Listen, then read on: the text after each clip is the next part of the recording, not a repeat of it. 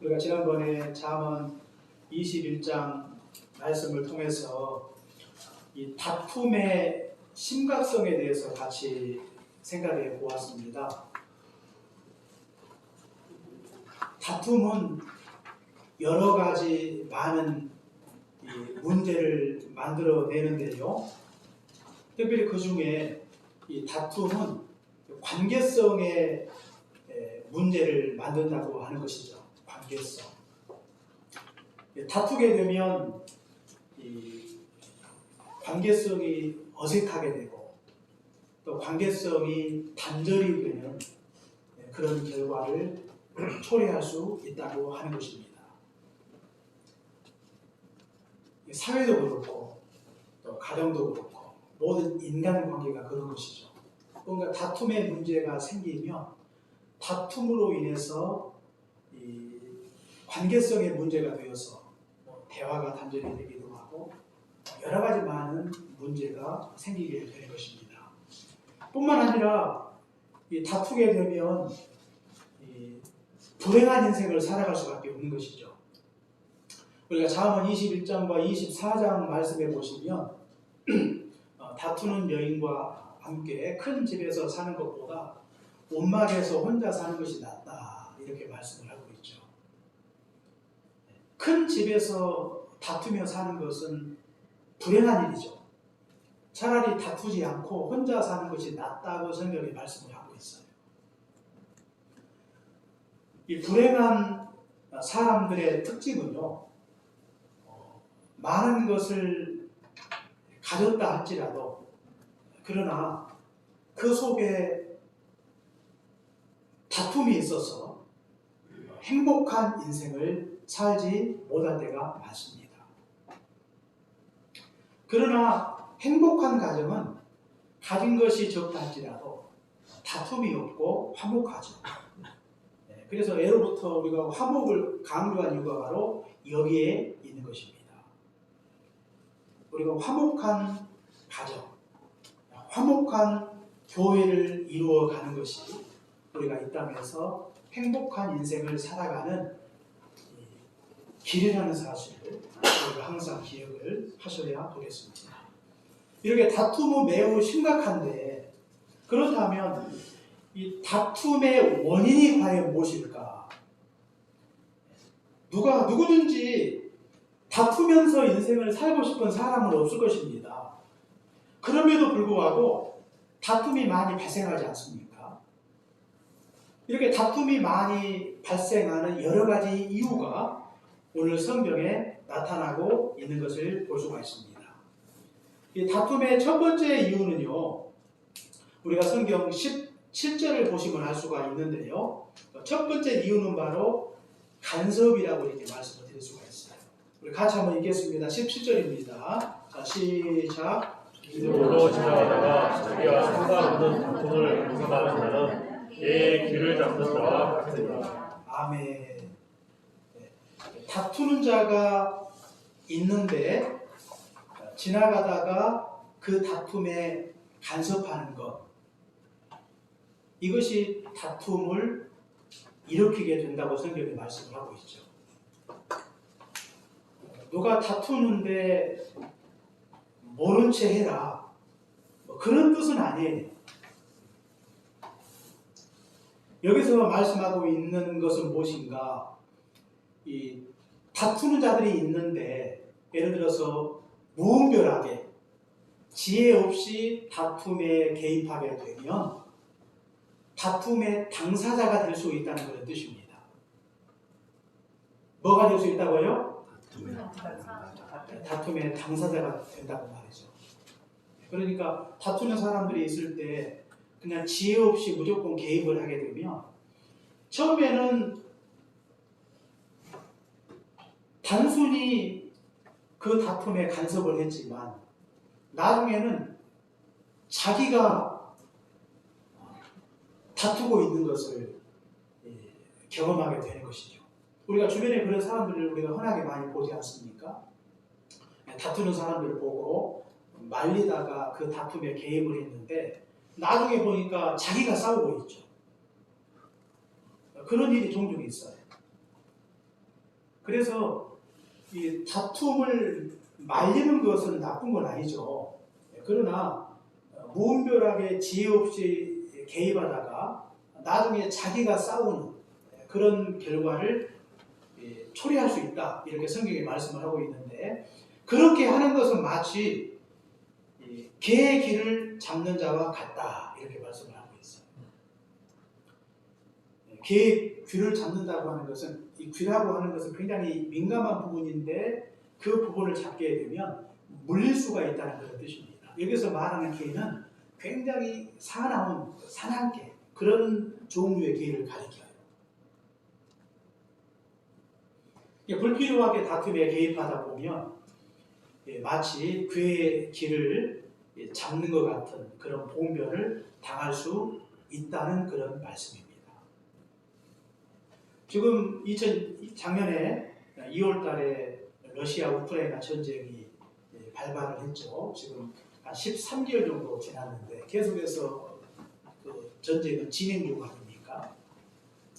그런데 어떤 나라들은 뭐 전쟁에 직접적으로 개입을 하지 않지만 뭐 무기를 갖다가 원조를 한다든지 그런 식으로 전쟁에 뭐 직접적으로 간접적으로 개입하는 나라들이 있죠. 그런데 사실 우리나라는 우크라이나나 무슨 러시아나 뭐 서로 그렇게 관계가 나쁜 나라들은 아니죠. 그동안 워낙 먼 지역에 있기 때문에 그들과 특별히 무슨 원한이 있다든지 관계가 불편한 그런 사이는 아니에요. 그럼에도 불구하고 두 나라가 전쟁을 하고 있는데 한쪽 편을 일방적으로 두둔을 한다든지 무분별하게 지혜 없이 개입을 하게 되는 것은 마치 개의 귀를 잡는 것과 같아서 자칫 그 일로 인해서 어느 한쪽을 두둔하다가 우리가 봉변을 당할 수가 있다고 하는 것이죠. 그렇기 때문에 이런 일은 굉장히 신중하게 접근을 해야 된다는 사실을 우리가 성경을 통해서 알 수가 있는 것입니다. 이렇게 다툼에 자꾸 끼어드는 이유가 무엇입니까? 그것은 자신이 누구인가를 알지 못하기 때문입니다.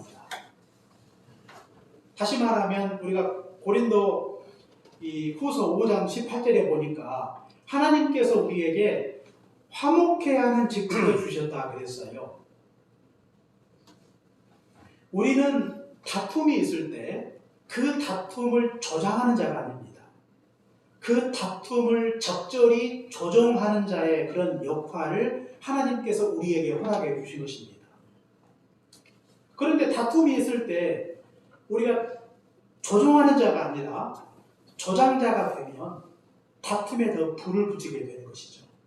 우리가 보통 미국을 경찰 국가라고 이야기하지 않습니까? 미국이 이제 경찰 국가로서 국가 간의 갈등이나 분쟁이 발생했을 때 거기에 자꾸 개입을 하죠. 그런데 어느 한쪽 나라 편에 서서 일방적으로 그 나라를 두둔하고 갈등을 조정하지 못하고 오히려 조장을 한다면 더 이상 경찰 국가가 될 수 없는 것입니다. 경찰 국가는 서로의 어떤 갈등이나 분쟁을 조정하는 그런 역할을 감당하는 그런 나라 아니에요? 그런데 일방적으로 한쪽 편에 서서 한쪽 편만 두둔하면 더 이상 그 역할을 감당할 수가 없는 것입니다. 하나님께서도 우리에게 이 같은 역할을 맡겨주셨어요. 그렇기 때문에 다툼에 언제나 개입할 때도 간섭할 때도 과연 내가 누구인가, 이걸 우리가 기억을 해야 되는 것입니다. 갈등과 다툼이 많은 세상 속에 내가 존재하는 이유가 무엇인가? 그것은 이 다툼과 갈등에 불을 붙이기 위해서 내가 존재하는 게 아니라 그 모든 갈등과 다툼을 조정하는 역할을 감당하도록 하기 위해서 하나님이 나를 그곳에 두신 것입니다.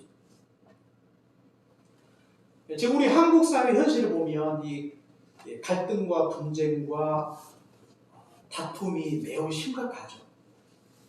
심각해요. 어떤 정치적인 이유가 매우 크지만, 그런데 이런 그 갈등과 분쟁과 다툼이 많은 세상 속에서 갈등의 해결자가 과연 누가 돼야 되는 것인가? 사실 저는 가장 첫 번째가 우리 기독교가 그 역할을 감당해야 된다고 하는 것입니다. 그리고 두 번째로 종교가 해야 종교가.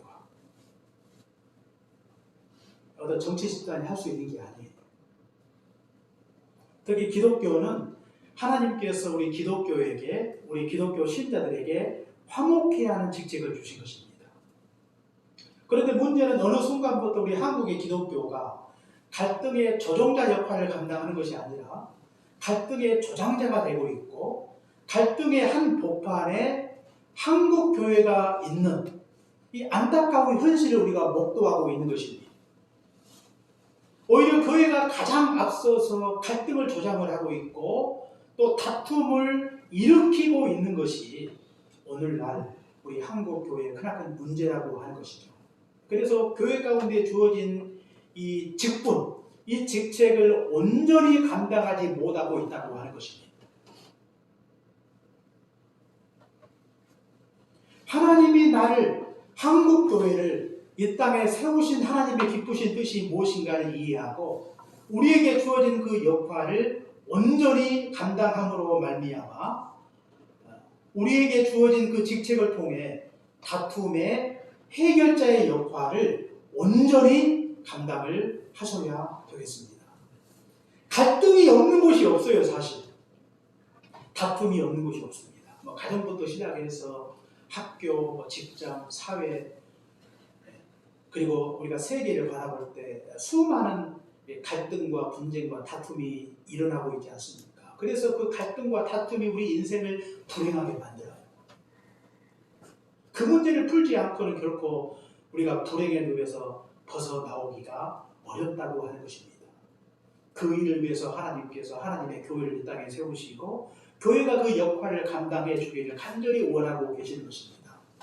그러면 우리는 어디에 있든지 하나님이 나를 이곳에 두신 뜻이 무엇인가 이걸 깊이 생각하시고 직장 안에도 이렇게 다툼이 있고 가정 안에도 다툼이 있다면 그 다툼의 문제를 해결할 자로 하나님이 나를 그곳에 두신 줄 알고 그 역할을 앞서서 온전히 감당하시는 복된 믿음의 권속들로 살아가시기를 주의 이름으로 축원합니다. 그 다음에 두 번째로 다툼의 원인은요, 희롱하는 것입니다. 우리가 성경 18절과 19절 같이 읽겠습니다. 자, 시작. 혀를 던지며 화살을 쏘아서 사람을 죽이는 미친 사람이 있나니 자기의 이웃을 속이고 말하기를 내가 여호와였노라 하는 자도 그러하리라. 아멘. 자, 여기 18절에 보니까요, 횃불을 던지며 화살을 쏘아서 사람을 죽이는 미친 사람이 있다 그랬어요. 그런데 그가 이웃을 속이고 말하기를 내가 희롱했다. 다시 말하면 가해자가 피해자를 희롱하고 있는 그런 내용입니다. 가해자가 피해자를 희롱할 때, 희롱하다고 하는 것은 무슨 뜻입니까? 희롱한다고 하는 것은 말과 행동으로 그 사람을 조롱하는 걸 가리켜요. 그러니까 가해자가 피해자를 희롱하게 되면 분노심을 유발하게 되고 다툼을 일으킨다는 그런 내용입니다. 우리가 역사적으로 이런 일이 많이 있지 않습니까? 우리가 지난주에도 보니까 그 전두환 씨 그 손자가 폭로했던 그 기사를 한번 보셨을 거예요. 이름이 전우원이던데. 근데 이제 그 손자가 무엇을 폭로했습니까? 자기 집 사람들이 많은 사람을 희생을 시키고 또 부정하게 재물을 축적했다. 이런 내용인데 이런 사실을 폭로를 했어요. 그런데 정작 본인은 자기들의 잘못을 인정하지도 않고 사죄하지도 않았습니다. 오히려 자기들이 피해자라고 주장을 하죠. 자기들은 폭도를 진압했을 뿐이다. 그러면서 광주 항쟁을 이렇게 정당화시키는 그런 발언을 쏟아낼 때가 많죠. 자기를 피해자라고 생각을 해요. 정당하다고 여기고 있는 것이죠. 수많은 희생자가 발생했음에도 불구하고 자기들은 정당한 권한을 행사했다. 오히려 나는 피해자고 억울하다. 그러니까 이것은 마치 가해자가 피해자를 희롱하는 것입니다. 이런 것들이 사람들의 분노를 일으키고 또 이런 것들이 결국 다툼을 유발하게 되는 것입니다. 이 피해자의 마음을 전혀 모르는 것이죠. 왜 이렇게 희롱이 다툼을 일으키게 되는 이유가 무엇일까요? 그것은 모든 것을 이 타인의 입장에서 생각지 않고 자신의 입장에서 생각하기 때문입니다. 다른 사람의 입장을 생각지 않는 어떤 이기적인 태도에서 이 같은 모습이 나오게 되는 것이죠. 그래서 대부분의 모든 다툼은요, 바로 여기에서 출발을 해요. 자기 입장이 우선이 타인의 입장을 생각하지 않습니다. 타인의 입장에 서서 어떤 문제를 바라보면 우리의 생각이 조금은 달라질 수 있음에도 불구하고 모든 일을 자기 입장에서 생각하는 이런 이기적인 태도로 말미암아 결국 이 다툼을 일으키게 된다는 사실을 알 수가 있는 것입니다. 그러므로 이런 다툼을 피하기 위해서 우리에게 필요한 것이 무엇일까요? 우리가 상대방의 입장에서 상대를 배려하고 상대를 존중하고 상대방을 수용하는 이런 적극적인 태도를 갖게 되면 우리는 이 다툼을 해결할 수 있다는 사실을 알 수가 있는 것입니다. 우리가 부부간에도 자꾸 다툼이 생기는 이유가 무엇입니까? 모든 걸 항상 자기중심적으로 생각을 하죠.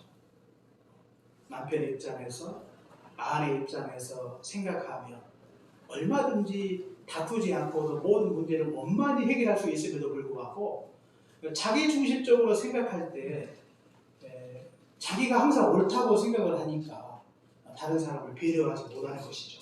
존중하지 못하는 것입니다. 수용하지 못하는 것입니다. 그래서 자꾸 갈등이 생기고 분쟁이 생기고 다툼이 생기는 것입니다. 그리고 세 번째로 다툼이 생기는 원인이 무엇입니까? 우리 20절에 보니까요, 말쟁이가 다툼을 만든다 그랬어요. 우리 같이 한번 읽겠습니다. 20절입니다. 시작. 나무가 닿으면 불이 꺼지고 말쟁이가 없어지면 다툼이 심해지라. 아멘. 여기 보니까 이 말쟁이가 다툼을 일으킨다고 성경이 말씀을 하고 있죠. 그러니까 이 말쟁이는 다툼을 다시 불러 일으키는 나무와 같다고 이렇게 말씀을 드릴 수가 있죠. 불이 계속해서 타오르기 위해서는 계속해서 나무를 집어 넣어주어야 불이 타오르죠. 그런데 나무가 없어버리면 불이 꺼지듯이, 그런데 마치 이 말쟁이는 그 불이 계속해서 타오르게 만드는 기름 같은 역할을 하는 것입니다. 이 말쟁이가 다툼을 일으키는 이유가 무엇입니까? 이 말쟁이는 말을 만드는 자예요. 거짓말도 만들고,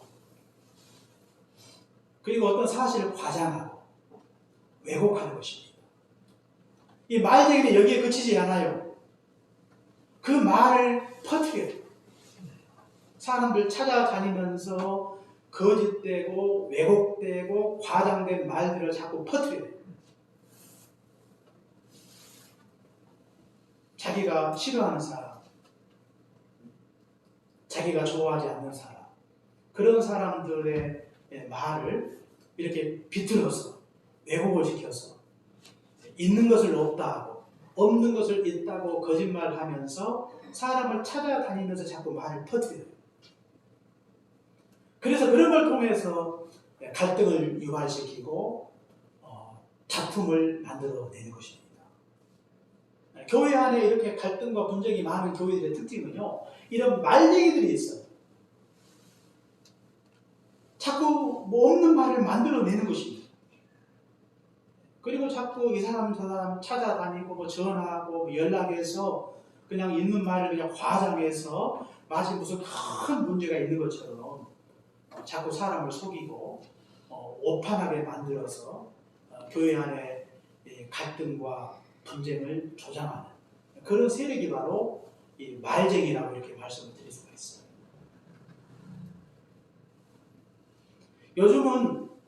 요즘은 뭐 직접 이렇게 사람을 찾아다니면서 하지는 않죠.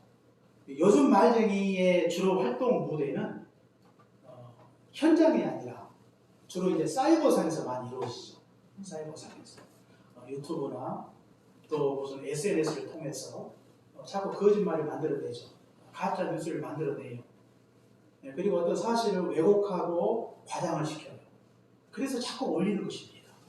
올려놓고 또 터나르죠. 뭐 친구들, 뭐 동창들, 뭐 계모임, 뭐 옛날 뭐 교인들, 아무튼 이 사람 저 사람 있는 말 없는 말 다 써가지고 그냥 보내는 것입니다. 그리고 또 보낼 때는 그냥 안 보내죠. 받는 즉시 뭐 10사람 이상 또 보내라. 막 이렇게 해가지고 자꾸 보내요. 근데 뭐 팩트면 좋겠는데 보면 이 거짓말이 굉장히 많아요. 거짓 정보가 굉장히 많습니다. 뭐 유튜브나 또 뭐 다른 사람들을 통해서 받은 정보들이 거짓이 굉장히 많아요. 거기에 올라와 있으면 다 무슨 진리처럼 믿는 분들이 계시는데 그렇지 않습니다. 가짜가 굉장히 많아요. 가짜가. 꼭 다른 사람한테 뭐 전파해라 막 이런 것들은 가짜의 경우가 굉장히 많습니다. 조심을 해야 돼요. 이런 그 가짜 뉴스를 자꾸 퍼뜨려서 사회적으로 갈등을 유발시키는 것입니다. 다툼을 만들어내는 거예요. 주로 말쟁이가 하는 것이죠. 전에는 사람을 찾아다니면서 말로 했기 때문에 속도가 늦어요. 그런데 요즘은 이 사이버라고 하는 그 공간을 이용해서 이 말이 전파가 되기 때문에 굉장히 짧은 시간에 많은 사람들에게 전파가 돼요. 그래서 이 사회적으로 이 갈등과 분쟁과 다툼을 일으키는 주범이 되고 있다고 하는 것이죠. 언론도 한 몫을 하고 있지 않습니까? 언론이라고 해서 다 맞는 게 아니에요. 신문이라고 하는 어떤 타이틀, 우리가 익히 잘 알고 있는 언론의 타이틀을 가지고 올라와 있는 모든 정보가 다 맞는 게 아니에요. 잘 분별을 하셔야 돼요. 오히려 차라리 올라오지 않았으면 좋았을 이런 거짓되고 잘못된 정보가 굉장히 많습니다. 이런 것들이 결국 사회를 갈등과 분열의 사회로 만들어 가고 있다는 사실을 우리가 기억해야 되겠습니다. 그러므로 우리 신자들은 다툼을 피하기 위해서 결코 말쟁이가 되어서는 안 되겠습니다. 거짓된 말을 만들어내고 뭔가 왜곡을 시켜서 다른 사람을 폄하하고 다른 사람을 정죄하는 그런 악한 일에 서지 말아야 되겠습니다. 이런 말쟁이로 말미암아 교회가 파벌이 생기고 교회가 분열이 되고 교회가 갈등의 원상이 되는 것입니다. 뿐만 아니라 우리가 말쟁이를 경계해야 된다고 하는 것이죠. 경계하는 것입니다. 그래서 자꾸 말을 만들어내는 사람들을 가까이 하시면 안 돼요. 오히려 교회의 하나됨을 파괴할 수가 있어요. 내가 알고 있는 어떤 진실을 이야기하고 혹시나 그런 분들이 계시면 잘 권면하고 잘 가르쳐서 성령의 하나 되게 하신 하나님의 교회를 온전히 지켜나가는 일에 온 교회가 하나가 될 수 있도록 해야 하겠습니다. 마지막 네 번째로 다툼의 원인은요, 시비다 이렇게 말씀을 드릴 수가 있는데요. 우리 마지막으로 한 번 더 읽어보겠습니다. 자, 시작. 21절이요. 사람들의 나무를 더하는 것 같이 다툼을 좋아하는 자는 시비를 일으키느니라. 다툼을 좋아하는 자는 시비를 일으킨다. 시비라고 하는 것은 옳고 그름을 따지는 걸 가리키죠. 사소한 일에 자꾸 시비를 걸면 다투게 되는 것입니다. 시비라고 하는 것은 다툼의 전 단계예요. 별것도 아닌데 자꾸 뭐 남편한테, 아내한테, 애들한테 또 뭐 주변 직장 동료들한테 자꾸 이렇게 시비를 걸군요. 자꾸 다툼이 되는 것이죠. 그래서 뭐 별거 아니면 좀 이렇게 너그럽고 관대하게 받아주고 넘어가는 게 좋습니다. 그런데 자꾸 따져요. 무엇이 옳으냐 그러냐 하다 보면 그것에 감정이 섞이고 그러면 다툼이 되는 것이죠. 물론 시비가 다 나쁜 건 아니에요. 시비가 굉장히 나름대로 논리가 있고 시비가 어떤 냉철한 이성이 있고 또 규모가 있다면 시비도 나름대로 유익한 측면이 있어요. 그런데 시비가 감정적이고 공격적인 언어들로 가득 차 있다면 상대방의 마음을 자극할 수가 있고 그래서 그것이 다툼으로 이어지는 것입니다. 그렇기 때문에 우리가 사람과의 관계 속에서 뭔가 시비를 다툴 그런 내용들이 얼마든지 생길 수가 있거든요. 그래서 그럴 때마다 자꾸 뭔가 시비를 거는 것보다 가급적이면 좀 너그럽고 관대하게 넘어가는 게 좋습니다. 설사 시비를 걸더라도 굉장히 절제되고 규모 있게 그리고 온유하게 겸손하게 부드럽게 그렇게 시비를 걸어야 우리가 다툼이 되지 아니하고 모든 일이 원만하게 해결이 되는 것입니다. 우리는 오늘 다툼의 원인에 대하여 우리가 4가지를 생각해 보았습니다. 간섭하는 것, 희롱하는 것, 말제해가 되는 것, 시비를 거는 것 이런 모든 것들이 다툼의 원인이 되는 것이죠. 그런데 다툼의 원인은 굉장히 다양하지만 결국에는 다툼은 말을 통해서 이루어지는 것입니다. 다툼의 가장 결정적인 원인은 우리의 말이에요. 그렇기 때문에 다투는 말이 아니라 화목해야 하는 말을 하시는 것입니다. 그래야 우리가 다투지 않고 화목하게 인생을 살아갈 수가 있고 화목한 말을 통해서 우리가 이 땅에서 행복한 인생, 축복된 인생을 살아갈 수 있는 것입니다. 우리가 베드로서 3장 10절에 보니까 생명을 사랑하고 좋은 날 보기를 원하는 자들은 혀를 금하고 악한 일을 멀리하고 거짓을 말하지 말라고 성경에 말씀을 하고 있습니다. 생명을 사랑하고 좋은 날 보기를 원하십니까? 그렇다면 우리 입술에서 다투는 말이 아니라 화목해하는 말을 많이 하십시오.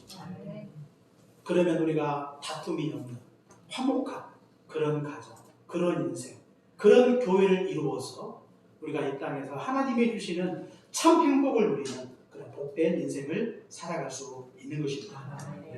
다툼의 원인이 무엇인가를 우리가 깊이 깨닫고 우리가 다툼은 관계성을 무너뜨리는 인생을 불행하게 만드는 가장 큰 오력임을 항상 기억하고 다투는 자가 아니라 화목해 하는 인생 살아가시기를 주의 이름으로 축원합니다. 기도하겠습니다. 사랑해 주님 감사합니다. 하나님께서 오늘도 복된 말씀 허락해 주시니 감사합니다. 하나님 아버지 다툼은 관계성을 무너뜨리고 인생을 불행하게 만드는 것인 줄 알고 우리 다투지 않도록 하나님 아버지 무분별하게 간섭하지 않도록 도우시고 희롱의 죄를 범치 말게 하시고 말제가 되지 않도록 도우시고 사소한 일에 시비를 걸지 않도록 너그럽고 관대한 마음을 우리에게 허락하여 주옵소서. 생명을 사랑하고 좋은 날 보기를 원하는 자들은 혀를 금하라 말씀해 주셨사오니 우리의 혀 때문에 다툴 때가 많이 있음을 하나님 앞에 고백을 드립니다. 부부간에 또 가정 안에서 교회 안에서 직장 동료들과 친구들과 이웃과의 관계 속에서 우리의 이 미성숙한 혀로 말미암아 우리가 다툼을 조장할 때가 많이 있사오니 우리는 다툼의 이 조장자가 아니라 다툼의 조종자임을 항상 기억하고 다툼의 말이 아니라 화목한 말을 통해서 우리가 이 땅에서 행복한 인생 살아갈 수 있도록 우리 믿음의 권속들을 축복해 주옵소서. 예수님 이름으로 기도합니다. 아멘.